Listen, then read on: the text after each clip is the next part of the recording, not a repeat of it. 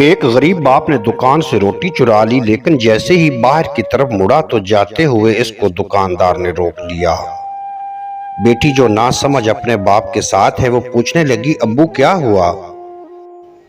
باپ پریشان ہوتا ہے اور معافی مانگنے کے لیے لب کھولتا ہی ہے تو دکاندار کہتا ہے، بیٹی تمہارا باپ بقایا پیسے بھول گیا تھا۔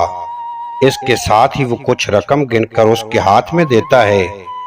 باہر جاتے ہوئے باپ ندامت سے اور مجبوری سے لاچار دکھائی دیتا ہے تو دکان میں موجود دوسرا شخص آواز لگا کر کہتا ہے، بھائی تم چاول کا تھیلا بھی بھول رہے ہو۔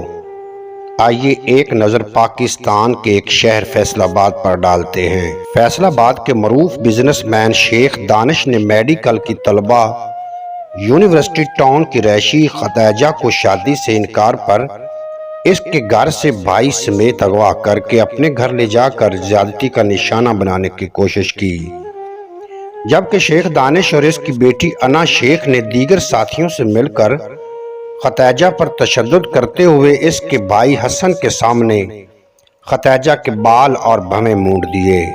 ہائے افسوس! یہ خاتون جو آپ کو سکرین پر نظر آ رہی ہے فیصل آباد واقعے میں ملوث ہے۔ یہ دانش نامی شخص کی بیٹی ہے۔